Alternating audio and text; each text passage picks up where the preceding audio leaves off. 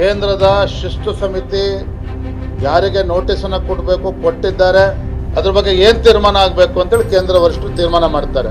Show cause notice copy ಕೊಟ್ಟ ಯಾರು? ವಿಜಯೇಂದ್ರ. ಉತ್ತರ ಕನ್ನಡ ನಮ್ಮ ಭಾಷೆ ಏನಾರು ಉಪಯೋಗ ಮಾಡಿದ್ವಿ ಅಂದ್ರೆ ಆ ವಿಜಯೇಂದ್ರಲ್ಲಿ ಅವ್ರ ಅಪ್ಪನೂ ಏನು ಮಾಡ್ಲಿಕ್ಕೆ ಬರೇ ಕಲೆಕ್ಷನ್ ಮಾಸ್ಟರ್ ಇವ. ಆ ರಾಜ್ಯಾಧ್ಯಕ್ಷ ಆಗುತ್ತಾನೆ ಏನು ಮಾಡ್ಯಾನ? ಪಾರ್ಟಿಗೆ ಏನು ಸುಡುಗಾಡು ಮಾಡ್ಯಾನ.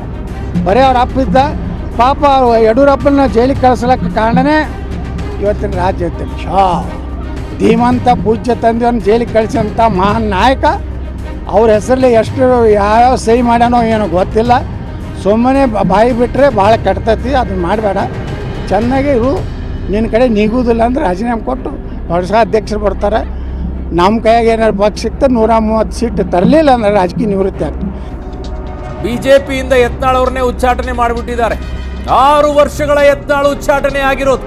ಇವತ್ತು ಯತ್ನಾಳ ಪರಿಸ್ಥಿತಿ ಏನಾಗಿದೆ ಅಂದರೆ ಕಾಂಗ್ರೆಸ್ ಸೇರಿಸ್ಕೊಳ್ಳಲ್ಲ, JDS ಹೋಗಕ್ಕೆ ಮನಸ್ಸಿಲ್ಲ, BJP ಹೊರಗೆ ಹಾಕಿದೆ, ಒಬ್ಬಂಟಿ ಆಗ್ಬಿಟ್ಟನೆ. ಜೊತೆಗಿದ್ದವ್ರು ಯಾರು ಕಾಣಿಸ್ತಾ ಇಲ್ಲ, ಜೊತೆಗಿದ್ದವ್ರು ಯಾರೂ ಸ್ಟೇಟ್ಮೆಂಟ್ ಕೊಡ್ತಾ ಇಲ್ಲ. ಪ್ಯಾಂಪರ್ ಸಿಂಹಗಳ ಆದಿಯಾಗಿ ಯಾರೂ ಕೂಡ ಕಮಕು ಅಂತಿಲ್ಲ, ಕಿಮಕು ಅಂತಿಲ್ಲ. ಒಬ್ಬಂಟಿ ಆಗ್ಬಿಟ್ಟನೆ ಮನುಷ್ಯ.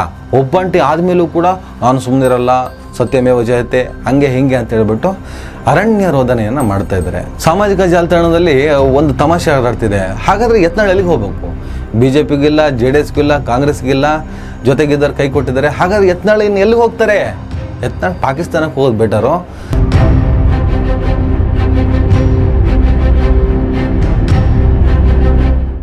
ದಯವಿಟ್ಟು ಎಲ್ಲರೂ ಈ ಚಾನಲ್ನ ಸಬ್ಸ್ಕ್ರೈಬ್ ಮಾಡಿ.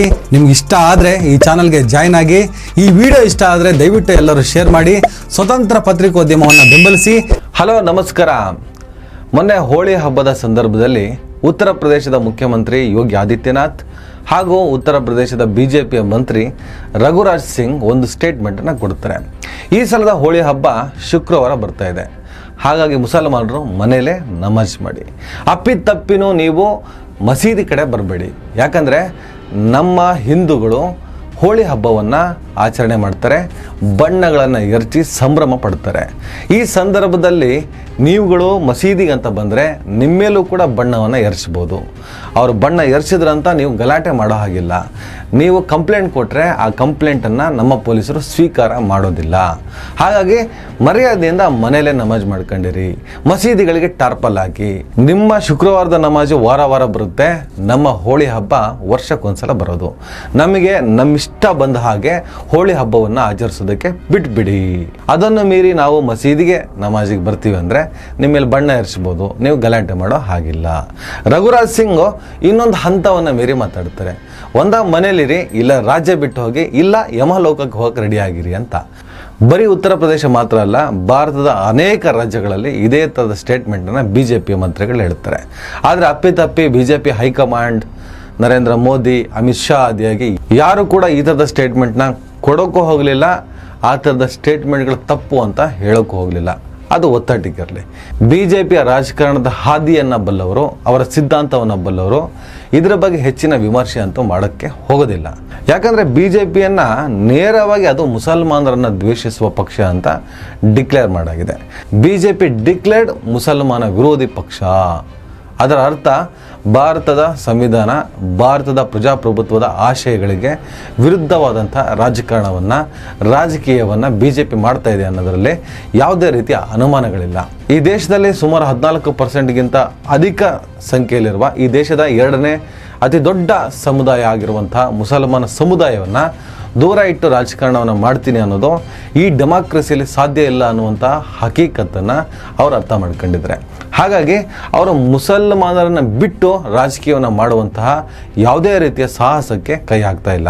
ಹಿಂದುತ್ವ ಇದೆ, ಹಿಂದೂ ರಾಷ್ಟ್ರದ ಪರಿಕಲ್ಪನೆ ಇದೆ, ಅವರ ಸಿದ್ಧಾಂತ ಏನು ಅನ್ನೋದ್ರ ಬಗ್ಗೆ ಕ್ಲಾರಿಟಿ ಇದೆ. ಆದರೆ ಅವನ್ನೆಲ್ಲ ಮೀರಿಯೂ ಈ ದೇಶದ ದೊಡ್ಡ ಅಲ್ಪಸಂಖ್ಯಾತ ಸಮುದಾಯವಾದಂಥ ಮುಸಲ್ಮಾನರನ್ನು ದೂರ ಇಟ್ಟು ಈ ಡೆಮಾಕ್ರಸಿಯಲ್ಲಿ ರಾಜಕೀಯ ಮಾಡೋದಕ್ಕೆ ಸಾಧ್ಯ ಇಲ್ಲ ಅನ್ನುವಂಥ ಸೂಕ್ಷ್ಮತೆ ಅವರಿಗಿದೆ. ಹಾಗಾಗಿ ಅನೇಕ ಬಾರಿ ಮುಸಲ್ಮಾನರನ್ನು ಓಲೈಸುವ ಅಥವಾ ಮುಸಲ್ಮಾನರ ಪರವಾಗಿರುವಂಥ ಸ್ಟೇಟ್ಮೆಂಟ್ನ ಹೈಕಮಾಂಡ್ ಕೊಡ್ತಾ ಇದೆ. ಆದರೆ ಆ ಸೂಕ್ಷ್ಮತೆಯನ್ನು ಅರ್ಥ ಮಾಡಿಕೊಳ್ಳದಂತಹ BJPಯ ಅನೇಕ ನಾಯಿ ಕೊಡೆಗಳಂತಿರುವಂಥ ನಾಯಕರು ನಾವು ಮುಸಲ್ಮಾನರನ್ನು ದ್ವೇಷಿಸಿ ಮಾತನಾಡಿದಷ್ಟು ನಮ್ಮನ್ನು ಅವ್ರು ಬೆಳೆಸ್ತಾರೆ ಅನ್ನುವಂಥ ಭ್ರಮೆಯಲ್ಲಿ ಮಾತನಾಡ್ತಾನೇ ಹೋದರು. ಒಂದಿಷ್ಟು ವರ್ಷಗಳಿಂದ ಈ ತರ ದ್ವೇಷದ ಭಾಷಣವನ್ನು ಮಾಡುವ, ಅಲ್ಪಸಂಖ್ಯಾತರನ್ನ ವಿರೋಧಿಸುವ, ಸಂವಿಧಾನದ ವಿರುದ್ಧವಾಗಿ ಮಾತನಾಡುತ್ತಿರುವಂತಹ ಯಾರಿಗೂ ಕೂಡ ಬಿಜೆಪಿ ಮನ್ನಣೆ ಕೊಟ್ಟಿಲ್ಲ, ಟಿಕೆಟು ಕೊಡಲಿಲ್ಲ, ಅವರಿಗೆ ಪ್ರಾಶಸ್ತ್ಯವನ್ನು ಕೊಡದೆ ದೂರ ಇಟ್ಟಿದ್ದಾರೆ. ಇಡೀ ದೇಶದಲ್ಲಿ ಸಂವಿಧಾನದ ವಿರುದ್ಧವಾದಂಥ ಸ್ಟೇಟ್ಮೆಂಟ್ ಕೊಟ್ಟವರು, ಮುಸಲ್ಮಾನರ ವಿರುದ್ಧ ಸ್ಟೇಟ್ಮೆಂಟ್ ಕೊಟ್ಟವರು ಯಾರ್ಯಾರನ್ನ ಬಿಜೆಪಿ ಹೈಕಮಾಂಡ್ ದೂರ ಇಟ್ಟಿದೆ ಅನ್ನುವ ಸ್ಟ್ಯಾಟಿಸ್ಟಿಕ್ ಅಂತಲೋ ನಮ್ಮ ಕರ್ನಾಟಕ ರಾಜ್ಯನೇ ತಗೊಳ್ಳಿ. ಅನಂತಕುಮಾರ್ ಹೆಗಡೆ ಉದ್ದಕ್ಕೂ ಬರೀ ಹಿಂದೂ ಮುಸ್ಲಿಂ ಪಾಲಿಟಿಕ್ಸ್ ಮಾಡ್ತಾ ಬಂದರು. ಕಳೆದ ಲೋಕಸಭೆ ಚುನಾವಣೆಯಲ್ಲಿ ಅವರಿಗೆ ಟಿಕೆಟ್ ಕೊಡಲಿಲ್ಲ. ಪ್ರತಾಪ್ ಸಿಂಹ ಹಿಂದೂ ಮುಸ್ಲಿಂ ಅಂತ ಮಾತನಾಡಿದ್ರೇ ತಾನು ಬೆಳೆಯೋದಕ್ಕೆ ಸಾಧ್ಯ ಅನ್ನುವಂಥ ಭ್ರಮೆಯಲ್ಲಿ ಬಿದ್ದಂಥ ಒಬ್ಬ ಪತ್ರಕರ್ತ. ಆತ ನರೇಂದ್ರ ಮೋದಿ ಅವರಿಗೆ ಹಿಡಿದಷ್ಟು ಡ್ರಮ್ಮನ್ನು ಯಾರೂ ಕೂಡ ಹಿಡಿದಿರ್ಲಿಕ್ಕಿಲ್ಲ. ಕರ್ನಾಟಕದ ರಾಜ್ಯದ ಮಟ್ಟಿಗೆ ಸಿಂಹ, ಹಿಂದೂ ಸಿಂಹ ಅಂತ ಕರೆಸ್ಕೊಳ್ತಿದ್ದಂಥ ವ್ಯಕ್ತಿ, ಹಿಂದುತ್ವವನ್ನು ಪ್ರಬಲವಾಗಿ ಪ್ರತಿಪಾದಿಸುತ್ತಿದ್ದಂಥ ವ್ಯಕ್ತಿ.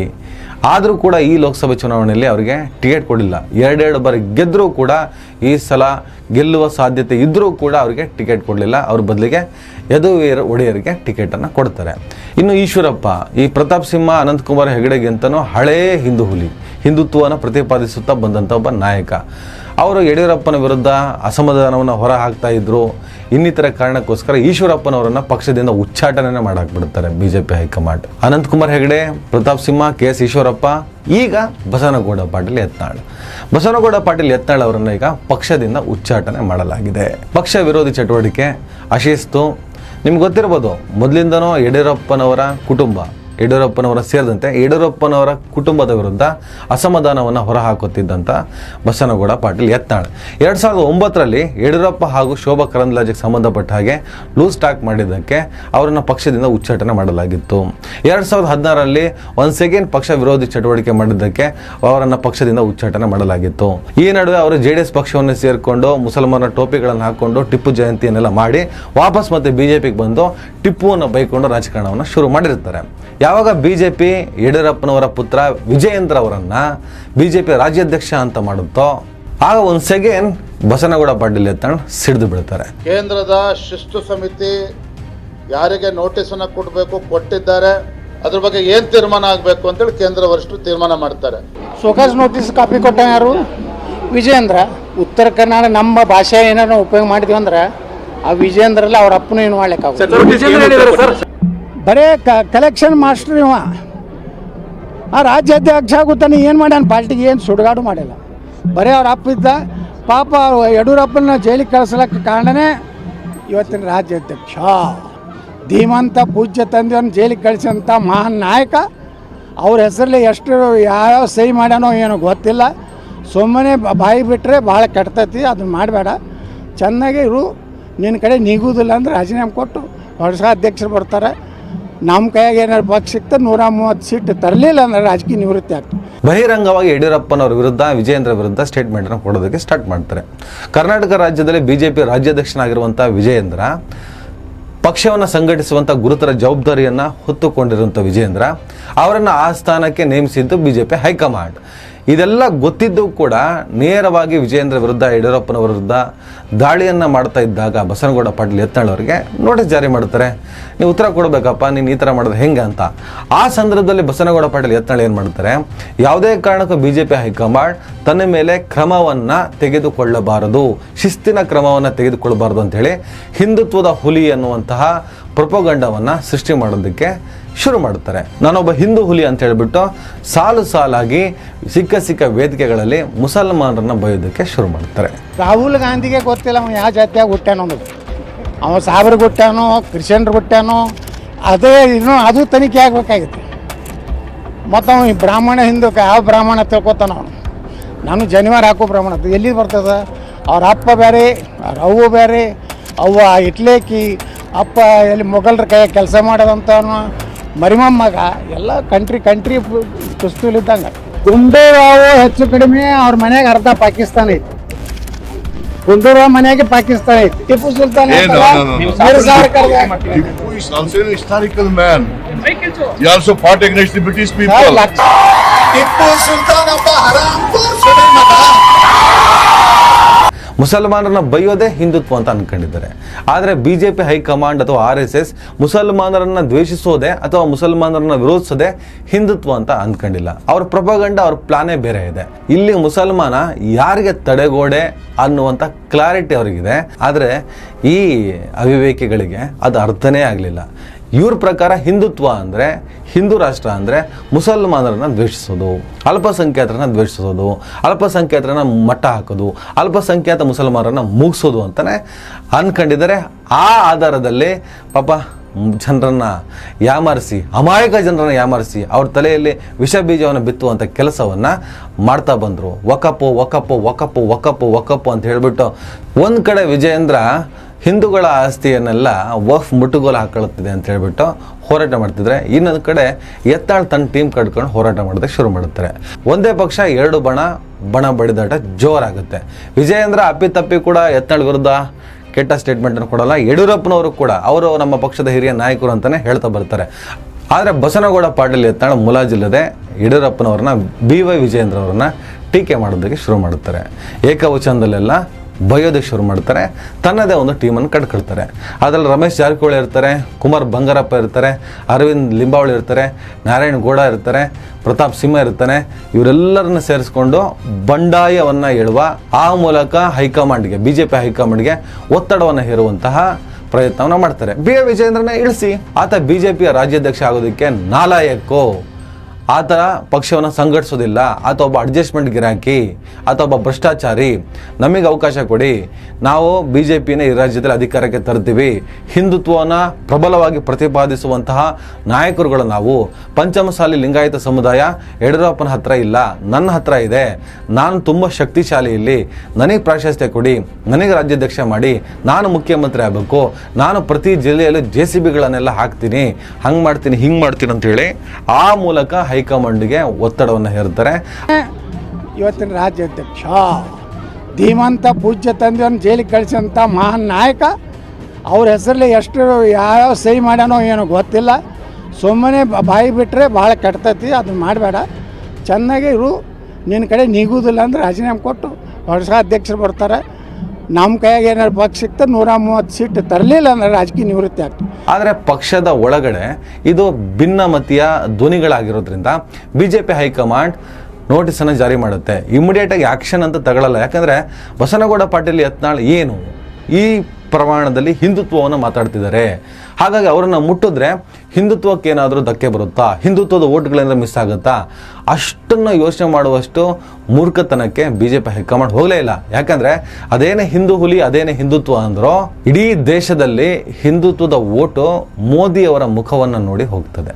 ಬಸನಗೌಡ ಪಾಟೀಲ್ ಯತ್ನಾಳ್ ಆಗಲಿ, ಯಡಿಯೂರಪ್ಪ ಆಗಲಿ, ವಿಜೇಂದ್ರ ನೋಡಿ ಹಿಂದುತ್ವದ ಓಟುಗಳು BJP ಕಡೆ ಹೋಗಲ್ಲ. ಅವ್ರು ಏನಿದ್ರು ಮೋದಿ ಫೇಸ್ಗೆ ಓಟ್ ಹಾಕ್ತಾರೆ. ಹಾಗಾಗಿ ಇಡೀ ದೇಶದಲ್ಲಿ ಹಿಂದುತ್ವದ ಓಟು ಮೋದಿ ಮುಖಕ್ಕಿದೆಯೇ ಹೊರತು ಈ ಬಸನಗೌಡ ಪಾಟೀಲ್ ಯತ್ನಾಳ್ ಇವ್ರ ಮುಖಕ್ಕಿಲ್ಲ ಅನ್ನೋದ್ರ ಬಗ್ಗೆ ಕ್ಲಾರಿಟಿ BJP ಹೈಕಮಾಂಡ್ಗೆ ಇತ್ತು. ಅದೇನೇ ಹಿಂದೂ ಹುಲಿ ಹಿಂದುತ್ವ ಅಂತ ಹೇಳಿದ್ರು ಆ ಸ್ಟ್ರಾಟಜಿ ವರ್ಕೌಟ್ ಆಗಲೇ ಇಲ್ಲ. ಅವ್ರು ಅನ್ಕೊಂಡಿದ್ರು ಇದು ಸೀರಿಯಸ್ ಆಗ್ತದೆ, ನಮ್ಮನ್ನು ಕನ್ಸಿಡರ್ ಮಾಡ್ತಾರೆ ಅಂತ. ಆ್ಯಕ್ಚುಲಿ ಅದರಿಂದ BJPಗೆ ಡ್ಯಾಮೇಜ್ ಆಗ್ತಾ ಇತ್ತು. ನೋಡಿ, ಯಾವುದೇ ಧರ್ಮವನ್ನು ವಿರೋಧಿಸೋದಾಗಲಿ, ಯಾವುದೇ ಪ್ರೊಪಗಂಡವನ್ನು ಇಟ್ಕೊಂಡು ನೇರವಾಗಿ ಅವರನ್ನು ಹಣಿಯೋದಾಗಲಿ ಮಾಡಿದ್ರೆ ಅಂತಾರಾಷ್ಟ್ರೀಯವಾಗಿ ಭಾಳ ಕೆಟ್ಟ ಪ್ರಮಾಣದ ಒತ್ತಡವನ್ನು ಅನುಭವಿಸಬೇಕಾಗುತ್ತೆ. ಯಾಕಂದರೆ ನರೇಂದ್ರ ಮೋದಿ ಈಗ ಗುಜರಾತಿನ ಮುಖ್ಯಮಂತ್ರಿ ಅಲ್ಲ, ದೇಶದ ಪ್ರಧಾನಿ ಪಟ್ಟದಲ್ಲಿ ಕೂತವನಿಗೆ ಇವೆಲ್ಲದರ ಪರಿಣಾಮಗಳ ಅರಿವಿರುತ್ತೆ. ಆದರೆ ಬಸನಗೌಡ ಪಾಟೀಲ್ ಯತ್ನಾಳ್ ಬಿಜಾಪುರ ಬಿಟ್ಟರೆ ಬೆಂಗಳೂರು ಬಿಟ್ಟರೆ ಬಾಗಲಕೋಟೆ ಬಿಟ್ಟರೆ ಬಿಜಾಪುರ, ಒಂದು ಕೆರೆಯಲ್ಲೇ ಕೂತ್ಕೊಂಡು ಇಡೀ ದೇಶಕ್ಕೆ ದೊಡ್ಡ ಹಿಂದೂ ಹುಲಿ ಅಂತ ಹೇಳ್ಬಿಟ್ಟು ಅಧಿಕಾರಕ್ಕೋಸ್ಕರ, ಬೇರೆ ಏನಕ್ಕಲ್ಲ, ಅಧಿಕಾರಕ್ಕೋಸ್ಕರ ಏನಾದ್ರು ಒಂದು ಪೊಸಿಷನ್ ಬೇಕು, ಈ ಥರ ಹೇಳಿದ್ರೆ ಮಾತ್ರ ನಮ್ಗೆ ವರ್ಕೌಟ್ ಆಗುತ್ತಂತ ಈ ಪ್ರತಾಪ್ ಸಿಂಹನ ಅದೇ ಮಾಡ್ತಾ ಇರೋದು. ಇನ್ನು ಯಡಿಯೂರಪ್ಪ ವಿಜಯೇಂದ್ರ ಬಗ್ಗೆ ಬೇರೆ ಬೇರೆ ಕಾರಣಗಳಿಂದ ರಮೇಶ್ ಜಾರಕಿಹೊಳಿ, ಕುಮಾರ್ ಬಂಗಾರಪ್ಪ, ಅರವಿಂದ್ ಲಿಂಬಾವಳಿ, ನಾರಾಯಣ್ ಗೌಡ ಸೇರಿದಂತೆ ಅನೇಕ ನಾಯಕರಿಗೆ ಅಸಮಾಧಾನ ಇದೆ. ಹೀಗೆ ಅಸಮಾಧಾನ ಇರೋರನ್ನೆಲ್ಲ ಒಂದು ಟೀಮ್ ಮಾಡಿಕೊಂಡು ಬಣ ರಾಜಕೀಯವನ್ನು ಯತ್ನಾಳ್ ಶುರು ಮಾಡಿರ್ತಾರೆ. ನೋಟಿಸ್ ಕೊಟ್ಟರು ಡೋಂಟ್ ಕೇರ್, ಯಾಕಂದರೆ ನನ್ನನ್ನು ಯಾರು ಮುಟ್ತಾರೆ, ಅಷ್ಟು ಸುಲಭಕ್ಕೆ ನಾನು ಮುಟ್ಟೋದಕ್ಕೆ ಸಾಧ್ಯ ಇಲ್ಲ ಅನ್ನುವಂಥ ಒಂದು ಒಣ ಜಂಬ ಮತ್ತು ಗಟ್ಟಿ ನಂಬಿಕೆಯಲ್ಲಿರ್ತಾರೆ. ಆದರೆ ಎಲ್ಲವನ್ನು ಮೀರಿ ಬಸನಗೌಡ ಪಾಟೀಲ್ ಯತ್ನಾಳ್ಗೆ ಶಿಸ್ತು ಉಲ್ಲಂಘನೆಯ ಕಾರಣವನ್ನು ಒಡ್ಡಿ ಹಲವಾರು ತಿಂಗಳು ಅಥವಾ 1 ವರ್ಷನೇ ಹೆಚ್ಚು ಕಮ್ಮಿ ಅವಕಾಶವನ್ನು ಕೊಟ್ಟು ಪಕ್ಷದಿಂದ ಕಿಕ್ಔಟ್ ಮಾಡಿದೆ. ಯಾವುದೇ ಪಕ್ಷದಿಂದ ಒಬ್ಬ ಅಭ್ಯರ್ಥಿ ಗೆದ್ದಿರಲಿ, ಆತ ಆ ಪಕ್ಷದ ಶಿಸ್ತನ್ನು ಉಲ್ಲಂಘಿಸಿ ಉಚ್ಚಾಟನೆ ಆದರೆ ಆತ ಪಕ್ಷದಿಂದ ಮಾತ್ರ ಉಚ್ಚಾಟನೆ ಆಗಿರ್ತಾನೆ. ಆತ BJP ಪಕ್ಷದ MLA ಆಗಿ ಉಳ್ಕೊಂಡಿರಲ್ಲ. ಆತ ಸ್ವತಂತ್ರ MLA ಆಗಿ ಕಾರ್ಯನಿರ್ವಹಿಸ್ಬೋದು, ಆ ಅವಕಾಶ ಇದೆ. ನಮ್ಮನ್ನ ಪಕ್ಷದಿಂದ ಉಚ್ಚಾಟನೆ ಮಾಡಿದ್ರಂತ ಸಿಟ್ಟಾಗಿ ಬೇರೆ ಪಕ್ಷವನ್ನ ಏನಾದರೂ ಸೇರಿದ್ರೆ, ಕಾಂಗ್ರೆಸ್ಸೋ JDS ಅಥವಾ ಯಾವುದಾದ್ರೂ ಪಕ್ಷಕ್ಕೆ ಸೇರ್ಕೊಳುತ್ತೆ ಅಂತ ಇಟ್ಕೊಳ್ಳಿ, ಆಗ ಉಪಚುನಾವಣೆ ನಡೆಯುತ್ತೆ. ಯಾಕಂದರೆ ಆ ಪೊಸಿಷನ್ನಲ್ಲಿ ಅವರು ಮುಂದುವರಿಯೋಕ್ಕಾಗಲ್ಲ. ಈ ಥರ ಇರೋದು. ಈಗ ಬಸವನಗೌಡ ಪಾಟೀಲ್ ಯತ್ನಾಳ್ ಮುಂದೆ ಏನು ಮಾಡ್ಬೋದು? ಅವ್ರು ಕಾಂಗ್ರೆಸ್ ಪಕ್ಷವನ್ನು ಸೇರ್ಬೋದಾ, ಬೇರೆ ಪಕ್ಷವನ್ನು ಕಟ್ಬೋದಾ ಅಂತ. ಕಾಂಗ್ರೆಸ್ ಪಕ್ಷದ ನಿಲುವು ಜಾತ್ಯತೀತ ನಿಲುವು, ಜಾತ್ಯತೀತ ತತ್ವದಲ್ಲಿದೆ. ಕೋಮುವಾದಿ ಯತ್ನಾಳನ್ನು ಸೇರಿಸ್ಕೊಂಡ್ರೆ ಕಾಂಗ್ರೆಸ್ ಪಕ್ಷ ಹಾಗೂ ಅದರ ಸಿದ್ಧಾಂತದ ವಿರುದ್ಧ ಬಹಳ ದೊಡ್ಡ ಪ್ರಮಾಣದ ಅಸಮಾಧಾನಗಳು ಎದ್ದೇಳುತ್ತವೆ. ಜಾತ್ಯತೀತ ತತ್ವಗಳಿಗೂ ಈ ಕೋಮುವಾದಿಗೆ ಏನು ಸಂಬಂಧ ಇದೆ ಅಂಥೇಳಿ ಅಷ್ಟು ಸುಲಭಕ್ಕೆ ಕಾಂಗ್ರೆಸ್ ಪಕ್ಷ ಯತ್ನಾಳನ್ನು ತನ್ನೊಳಗಡೆ ಬಿಟ್ಕೊಳ್ಳಲ್ಲ. JDSಗೆ ಏನು ವಿಧಿ ಇಲ್ಲ, ಸೇರಿಸ್ಕೋಬೋದು, ಆ ಚಾನ್ಸ್ ಇದೆ. ಅದಾಗಲೇ BJP ಜೊತೆ ಸೇರ್ಕೊಂಡಿರೋದ್ರಿಂದ JDSಗೆ ಯತ್ನಾಳಾಗಲಿ ಬೇರೆ ಯಾರು ಬಂದರೂ ಕೂಡ ಸೇರಿಸ್ಕೊಳ್ಳೋಕ್ಕೇನೋ ಸಮಸ್ಯೆ ಇಲ್ಲ. ಮತ್ತು ಅವ್ರಿಗಲ್ಲಿ ನೀಡಿದೆ. ಆದರೆ ಬಸವನಗೌಡ ಪಾಟೀಲ್ ಯತ್ನಾಳ್ JDSನ ಅಷ್ಟು ಸುಲಭಕ್ಕೆ ನಂಬುವ ಸ್ಥಿತಿಯಲ್ಲಿಲ್ಲ. ಹಾಗಂತ ಹೊಸ ಪಕ್ಷ ಕಟ್ತಾರ? ಇದೇ ರಮೇಶ್ ಜಾರಕಿಹೊಳಿ, ಇದೆ ಪ್ರತಾಪ್ ಸಿಂಹ, ಇದೆ ಅರವಿಂದ್ ಲಿಂಬಾವಳಿ, ಇವರೆಲ್ಲ ಕಟ್ಕೊಂಡು ಹೊಸ ಪಕ್ಷ ಕಟ್ತಾರ? ಈ ರಾಜ್ಯದಲ್ಲಿ ದೇವೇಗೌಡರು ಸುಮಾರು ಒಂದು 25-26 ವರ್ಷ ಆಯಿತು. ಅವರನ್ನು ಹೊರತುಪಡಿಸಿ ಬೇರೆ ಯಾರು ಕೂಡ ಪ್ರಾದೇಶಿಕ ಪಕ್ಷಗಳನ್ನು ಕಟ್ಟಿ ಸರ್ವೈವ್ ಆಗಲಿಲ್ಲ. ಬಂಗಾರಪ್ಪ ಫೇಲ್ ಆದರು, ಯಡಿಯೂರಪ್ಪ KJP ಕಟ್ಟಿ ಫೇಲ್ ಆದರು. ಅಷ್ಟು ಸುಲಭಕ್ಕೆ ಪ್ರಾದೇಶಿಕ ಪಕ್ಷವನ್ನು ಕಟ್ಟಿ ನಿಲ್ಲಿಸೋದು ಸಾಧ್ಯನೇ ಇಲ್ಲ. ಯಡಿಯೂರಪ್ಪ KJP ಕಟ್ಟಿ ವಾಪಸ್ BJP ಬರುವಷ್ಟರಲ್ಲಿ ಹೇಳ್ಬಿಡ್ತಾರೆ, ಇನ್ನೊಂದು ಸಲ ಈ ತಪ್ಪು ನಾನು ಮಾಡಲ್ಲ ಅಂತೇಳಿ. ಹೀಗೆಲ್ಲ ಇರಬೇಕಾದ್ರೆ ಒಬ್ಬ ಬಸವನಗೌಡ ಪಾಟೀಲ್ ಯತ್ನಾಳ್ ಉತ್ತರ ಕರ್ನಾಟಕದಲ್ಲಿ ಹೋಲ್ಡ್ ಇದೆಯಾ ಅವರಿಗೆ ಅಂತ ಏನಾದರೂ ನಾವು ಅಂದ್ಕೊಂಡ್ರೆ ಅದು ಸುಳ್ಳು ಅಂತ ಅನಿಸ್ತಿದೆ. ಯಾಕಂದರೆ ನಿನ್ನೆ ಬಸವನಗೌಡ ಪಾಟೀಲ್ ಯತ್ನಾಳ್ ಪಕ್ಷದಿಂದ ಉಚ್ಚಾಟನೆ ಆಗ್ತಿದ್ದ ಹಾಗೆ ಅವರ ವಿಜಯಪುರದಲ್ಲಿ BJP ಕಾರ್ಯಕರ್ತರು ಸಂಭ್ರಮವನ್ನು ಆಚರಿಸಿದ್ದಾರೆ, ಒಳ್ಳೆ ಕೆಲಸ ಮಾಡಿದ್ದಾರೆ ಅಂತ. ಹಾಗಾಗಿ ಇಡೀ ಕರ್ನಾಟಕದಲ್ಲಿ ದಕ್ಷಿಣದಿಂದ ಉತ್ತರದವರೆಗೂ ಯಡಿಯೂರಪ್ಪನವರ ಪ್ರಾಬಲ್ಯ ಇದೆ. ಪಂಚಮಸಾಲಿ ಲಿಂಗಾಯತ ವೋಟ್ ಬ್ಯಾಂಕ್ ಯಡಿಯೂರಪ್ಪನವರ ಜೋಳಿಗೆಯಲ್ಲಿದೆ. ಬಸವನಗೌಡ ಪಾಟೀಲ್ ಯತ್ನಾಳ್ ಅವರು ನಿಲ್ಲುವ ಕ್ಷೇತ್ರದಲ್ಲಿ ಬೇರೆ ಬೇರೆ ಕಾರಣಗಳಿಂದ ಗೆಲ್ತಾರೆ ಹೊರತು ಯಾವುದೇ ಕಾರಣಕ್ಕೆ ಅವರು ಕರ್ನಾಟಕ ರಾಜ್ಯ ಹೋಗಲಿ ಅವರ ಸ್ವಕ್ಷೇತ್ರದಲ್ಲೇ ಪ್ರಭಾವ ಇಲ್ಲದಂತಹ ಒಬ್ಬ ಶಾಸಕ ಅಂತ ಹೆಚ್ಚು ಕಮ್ಮಿ ಡಿಕ್ಲೇರ್ ಆಗಿರೋದ್ರಿಂದ ಅವರು ಏನು ಪಕ್ಷ ಕಟ್ಟೋದಕ್ಕೆ ಸಾಧ್ಯ? ಯಾವುದೇ ಹಿಂದುತ್ವ, ಯಾವುದೇ ಹಿಂದೂ ಹುಲಿ ಅಂತ ಏನೇ ಪಕ್ಷವನ್ನು ಕಟ್ಟಿದ್ರು ಇಡೀ ದೇಶದಲ್ಲಿ ಮೋದಿ ಮೇನೆ ಅಂತಿದೆಯಲ್ಲ, ಮೋದಿಯವರು ಇರುವಂಥ ಚಾರ್ಮ್ ಮುಂದೆ ಇವರೆಲ್ಲ ಉಡೀಸಾಗಿ ಹೋಗ್ತಾರೆ, ಕಳೆದು ಹೋಗ್ತಾರೆ ಅನ್ನೋದರಲ್ಲಿ ಯಾವುದೇ ರೀತಿಯ ಅನುಮಾನಗಳಿಲ್ಲ. ಯತ್ನಾಳ್ ಅಂತವರ ಉಚ್ಚಾಟನೆ, ಯತ್ನಾಳ್ ಅಂತವರ ಕಿಕ್ಔಟ್ ಯಾಕೆ ದೊಡ್ಡ ಸಂಭ್ರಮ ಕಾರಣ ಆಗುತ್ತೆ? BJPಯಲ್ಲಿ ಅವ್ರದ್ದೇ ಆದ ಕಾರಣಕ್ಕೆ ಸಂಭ್ರಮ. ಆದರೆ BJP ಅಲ್ಲದ ಜಾತ್ಯತೀತವಾದಿಗಳಲ್ಲಿ, ಮುಸಲ್ಮಾನರಲ್ಲಿ ಯತ್ನಾಳನ್ನು ಪಕ್ಷದಿಂದ ಕಿತ್ತು ಹಾಕಿರೋದು ಒಂಥರ ಸಂಭ್ರಮ ಮನೆ ಮಾಡಿದೆ. ಯಾಕಂದರೆ ದ್ವೇಷದ ಭಾಷಣ ದಿನಾ ಬೆಳಗ್ಗೆ ಪಾಕಿಸ್ತಾನಕ್ಕೆ ಹೋಗುತ್ತೆ ಮುಸಲ್ಮಾನರನ್ನ. ಇವತ್ತು ಯತ್ನಾಳ ಪರಿಸ್ಥಿತಿ ಏನಾಗಿದೆ ಅಂದರೆ ಕಾಂಗ್ರೆಸ್ ಸೇರಿಸ್ಕೊಳ್ಳಲ್ಲ, JDSಗೆ ಹೋಗಕ್ಕೆ ಮನಸ್ಸಿಲ್ಲ, BJP ಹೊರಗೆ ಹಾಕಿದೆ, ಒಬ್ಬಂಟಿ ಆಗ್ಬಿಟ್ಟನೆ. ಜೊತೆಗಿದ್ದವ್ರು ಯಾರು ಕಾಣಿಸ್ತಾ ಇಲ್ಲ, ಜೊತೆಗಿದ್ದವ್ರು ಯಾರೂ ಸ್ಟೇಟ್ಮೆಂಟ್ ಕೊಡ್ತಾ ಇಲ್ಲ. ಪ್ಯಾಂಪರ್ ಸಿಂಹಗಳ ಆದಿಯಾಗಿ ಯಾರೂ ಕೂಡ ಕಮಕ್ಕು ಅಂತಿಲ್ಲ, ಕಿಮಕ್ಕು ಅಂತಿಲ್ಲ. ಒಬ್ಬಂಟಿ ಆಗ್ಬಿಟ್ಟನೆ ಮನುಷ್ಯ. ಒಬ್ಬಂಟಿ ಆದಮೇಲೂ ಕೂಡ ನಾನು ಸುಮ್ಮನಿರಲ್ಲ, ಸತ್ಯಮೇವ ಜಯತೆ, ಹಂಗೆ ಹಿಂಗೆ ಅಂತ ಹೇಳ್ಬಿಟ್ಟು ಅರಣ್ಯ ರೋದನೆಯನ್ನು ಮಾಡ್ತಾ ಇದ್ದಾರೆ. ಸಾಮಾಜಿಕ ಜಾಲತಾಣದಲ್ಲಿ ಒಂದು ತಮಾಷೆ ಆಡ್ತಿದೆ. ಹಾಗಾದರೆ ಯತ್ನಾಳ್ ಎಲ್ಲಿಗೆ ಹೋಗಬೇಕು?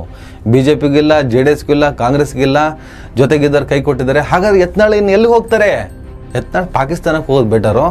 ಯಾಕಂದರೆ ದಿನ ಬೆಳಗ್ಗೆ ಪಾಕಿಸ್ತಾನ ಅಂತ ಹೇಳ್ಬಿಟ್ಟು ಅರಣ್ಯ ರೋದನೆ ಆಗಿಬಿಟ್ಟಿತ್ತು ಆ ಮನುಷ್ಯಂದು.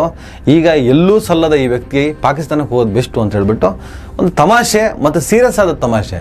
ಯಾಕಂದರೆ ಆ ಮಟ್ಟಿಗೆ ಒಂದು ಸಮುದಾಯವನ್ನು, ಒಂದು ರಾಜ್ಯದ, ಒಂದು ಊರಿನ, ಒಂದು ಪ್ರಾಂತ್ಯದ ಸಾಮರಸ್ಯವನ್ನು ಹಾಳು ಮಾಡಿದ್ದು ಯತ್ನಾಳ್. ಹಾಗಾಗಿ ಯತ್ನಾಳ್ ವಿರುದ್ಧ BJPಯ ಕ್ರಮವನ್ನು ಎಲ್ಲರೂ ಸ್ವಾಗತ ಮಾಡ್ತಿದ್ದಾರೆ. ಸ್ನೇಹಿತರೆ, ಇನ್ನೇನು ರಂಜಾನ್ ಹಬ್ಬ ಬಂತು. ನರೇಂದ್ರ ಮೋದಿಯವರು ಅಂದರೆ ಕೇಂದ್ರ BJP ಒಂದು ದೃಢವಾದ ನಿರ್ಧಾರವನ್ನು ತೆಗೆದುಕೊಂಡಿದೆ. ನಾನು ಆರಂಭದಲ್ಲಿ ನಿಮಗೆ ಹೋಳಿ ಕಥೆಯನ್ನು ಹೇಳಿದೆ. ಯೋಗಿ ಆದಿತ್ಯನಾಥ್, ರಘುರಾಜ್ ಸಿಂಗ್ ಮನಸ್ಥಿತಿ ಹೇಗಿದೆ ಮುಸಲ್ಮಾನರ ವಿರುದ್ಧ ಅಂತ ಹೇಳಿದೆ. ಅದೇ ನರೇಂದ್ರ ಮೋದಿ ಆ್ಯಂಡ್ ಟೀಮ್ ಯಾವ ಥರ ಮುಸಲ್ಮಾನರ ವಿಚಾರದಲ್ಲಿ ಮೂವ್ಮೆಂಟ್ ಆಗ್ತಿದೆ ಅನ್ನೋದನ್ನು ನಾನು ಕ್ಲೈಮ್ಯಾಕ್ಸಲ್ಲಿ ಹೇಳಬೇಕಂತಲೇ ಇಟ್ಕೊಂಡಿದ್ದೆ. ಇದರ ನಡುವೆ ದ್ವೇಷವನ್ನು ಕರುವ ಯತ್ನಾಳ್ ಇನ್ನಿತರರ ವಿಚಾರವನ್ನು ನಾನು ಪ್ರಸ್ತಾಪ ಮಾಡಿದೆ. ಈಗ ನರೇಂದ್ರ ಮೋದಿಯವರು ಸೌಗತ್ ಈ ಮೋದಿ ಅಂತ ಹೇಳ್ಬಿಟ್ಟು ಒಂದು ಕಿಟ್ಟನ್ನು ರೆಡಿ ಮಾಡಿದ್ದಾರೆ. ಭಾರತ ದೇಶದ ಸುಮಾರು 32,000 ಮಸೀದಿಗಳಿಗೆ ಸಂಬಂಧಪಟ್ಟ ಸುಮಾರು 32 ಲಕ್ಷ ಜನ ಬಡ ಮುಸಲ್ಮಾನರಿಗೆ ಸೌಗತ್ ಈ ಮೋದಿ ಅಂತ ಹೇಳ್ಬಿಟ್ಟು ರಂಜಾನ್ ಕಿಟ್ಟನ್ನು ಕೊಡ್ತಾ ಇದ್ದಾರೆ. ಈ ಕಿಟ್ನಲ್ಲಿ ಬಟ್ಟೆ ಇದೆ, ಆಹಾರ ಪೊಟ್ಟಣಗಳಿದೆ, ದಿನಸಿ ಸಾಮಗ್ರಿಗಳಿದ್ದಾವೆ. ಬಡ ಮುಸಲ್ಮಾನರು ಒಳ್ಳೆ ರೀತಿಯಲ್ಲಿ ಹಬ್ಬ ಮಾಡಲಿ ಅಂತ ಹೇಳ್ಬಿಟ್ಟು ನರೇಂದ್ರ ಮೋದಿಯವರು ತೆಗೆದುಕೊಂಡಂಥ ತೀರ್ಮಾನ ಇದು. ಹಾಗಾಗಿ ಸೌಗತ್ ಈ ಮೋದಿ ಅಂತ ಹೇಳ್ಬಿಟ್ಟು ಕಿಟ್ಟನ್ನು ಅವರು ಈ ಸಲ ಡಿಸ್ಟ್ರಿಬ್ಯೂಟ್ ಮಾಡ್ತಾ ಇದ್ದಾರೆ. ನರೇಂದ್ರ ಮೋದಿ ಅವರನ್ನು ಅಲ್ಪಸಂಖ್ಯಾತ ಸಮುದಾಯದಲ್ಲಿ ಮುಸಲ್ಮಾನರು ವಿರೋಧ ಮಾಡೋದಕ್ಕೆ ಅನೇಕ ಕಾರಣಗಳಿದ್ದಾವೆ. ಆ ಕಾರಣಗಳಿಗೆ ಸಂಬಂಧಪಟ್ಟ ಹಾಗೆ ಅವರನ್ನು ವಿರೋಧ ಮಾಡ್ಕೊಂಡೇ ಬಂದಿದ್ದೀವಿ, ವಿಮರ್ಶೆ ಮಾಡ್ಕೊಂಡೇ ಬಂದಿದ್ದೀವಿ. ಅದರಲ್ಲಿ ಯಾವುದೇ ರೀತಿಯ ರಾಜಿ ಇಲ್ಲ. ಆದರೆ ಈಗ ಸೌಗತಿ ಮೋದಿ ಅಂತ ಹೇಳ್ಬಿಟ್ಟು ರಂಜಾನ್ ಹಬ್ಬಕ್ಕೆ ಬಡ ಮುಸಲ್ಮಾನರಿಗೆ ಕಿಟ್ ಕೊಡ್ತಿದ್ದಾರೆ. ಒಪ್ಕೊಳ್ಳೋಣ, ಅಪ್ರಿಷಿಯೇಟ್ ಮಾಡೋಣ. ಎಲ್ಲದನ್ನೂ ವಿರೋಧ ಮಾಡ್ತಾ ಹೋದರೆ ಅದು ರಾಜಕೀಯ ಆಗುತ್ತೆ. ನಾವು ಯಾವುದೇ ಪಕ್ಷದ ಥರ ಮಾತಾಡಬಾರ್ದು. ಜನಸಾಮಾನ್ಯರು ಒಳ್ಳೆದನ್ನು ಒಪ್ಕೋಬೇಕು, ಕೆಟ್ಟದನ್ನು ವಿರೋಧಿಸಬೇಕು. ಈ ಮನಸ್ಥಿತಿಗೆ ನಾವು ತಲುಪಲೇಬೇಕಾಗಿದೆ. ನಾವು ಹೋಳಿ ಹಬ್ಬ ಮಾಡ್ತೀವಿ, ನಿಮ್ಮ ಮನೆಯಿಂದ ಹೊರಗೆ ಬರಲೇಬೇಡಿ ಅಂತ ಮುಸಲ್ಮಾನರನ್ನ ಟೀಕಿಸುವಂಥ ಯೋಗಿ ಆದಿತ್ಯನಾಥ್ ಅಂಥವರ ಅಬ್ಬರಗಳು ಮಿತಿ ಮೀರಿದಾಗ ನರೇಂದ್ರ ಮೋದಿ ಅವರ ಸೌಗತಿ ಮೋದಿ ಅನ್ನುವಂಥ ರಂಜಾನ್ ಕಿಟ್ಟನ್ನ ನಾವು ಒಪ್ಕೊಳ್ಳೋಣ. ದೇಶದ ಪ್ರಧಾನಿಯಾಗಿ ಉತ್ತರ ಪ್ರದೇಶದ ಮುಖ್ಯಮಂತ್ರಿ ಥರ ಈ ಮನುಷ್ಯ ಮಾತಾಡ್ತಿಲ್ಲ ಅಂತ ಹೇಳ್ಬಿಟ್ಟು ಒಪ್ಕೊಳ್ಳೋಣ. ಬದಲಾವಣೆ ಆಗ್ತಿದ್ಯಾ? ಒಪ್ಕೊಳ್ಳೋಣ, ಆಗಲಿ. ಯಾವುದೇ ಒಬ್ಬ ಮನುಷ್ಯ ಬದಲಾಗ್ತಾನೆ ಅಂದರೆ ಒಪ್ಕೊಳ್ಳೋಣ, ಅದರಲ್ಲೇನಿದೆ. ಬಹುಶಃ ಇಂಥ ಕಾರಣಕ್ಕೋಸ್ಕರನೇ ಕೋಮುವಾದವನ್ನು ಅತಿ ಹೆಚ್ಚಾಗಿ ಮಾತನಾಡುವಂಥ ಈಶ್ವರಪ್ಪ, ಯತ್ನಾಳು, ಸಿಂಹ, ಹೆಗಡೆ ಇವರು ಸೇರಿದ ಹಾಗೆ ಭಾರತ ದೇಶದಲ್ಲಿ ಅನೇಕರನ್ನ BJP ಹೈಕಮಾಂಡ್ ದೂರ ಇಡ್ತಾನೆ ಬಂದಿದೆ. ಏನೋ ಸಮಥಿಂಗ್ ಬೇರೆ ಸ್ಟ್ರಾಟಜಿ ಮಾಡ್ತಾ ಇದ್ದಾರೆ. ನೋಡೋಣ, ವೆಯ್ಟ್ ಮಾಡಿ ನೋಡೋಣ. ಅಲ್ಟಿಮೇಟಾಗಿ ಒಳ್ಳೇದಾದರೆ ಎಲ್ಲದನ್ನು ಒಪ್ಕೊಂಡು ಹೋಗಲೇಬೇಕಲ್ಲ. ಎಷ್ಟು ದಿನ ಅಪ್ಪ ಹಾಕಿದ ಆಲದ ಮರಕ್ಕೆ ನೇಣ ಹಾಕಕ್ಕಾಗ್ತದೆ? ನಾನು ಏನು ಹೇಳ್ತಿದ್ದೀನಿ ಅಂತ ನಿಮ್ಗೆ ಅರ್ಥ ಆಗಿರ್ಬೋದು. ನಮಸ್ಕಾರ. ದಯವಿಟ್ಟು ಎಲ್ಲರೂ ಈ ಚಾನಲ್ನ ಸಬ್ಸ್ಕ್ರೈಬ್ ಮಾಡಿ. ನಿಮ್ಗೆ ಇಷ್ಟ ಆದರೆ ಈ ಚಾನಲ್ಗೆ ಜಾಯ್ನ್ ಆಗಿ. ಈ ವಿಡಿಯೋ ಇಷ್ಟ ಆದರೆ ದಯವಿಟ್ಟು ಎಲ್ಲರೂ ಶೇರ್ ಮಾಡಿ. ಸ್ವತಂತ್ರ ಪತ್ರಿಕೋದ್ಯಮವನ್ನು ಬೆಂಬಲಿಸಿ. ನನ್ನ ಯುಕ್ತಿಗೆ ನಿಮ್ಮ ಶಕ್ತಿಯೇ ಶ್ರೀರಕ್ಷೆ.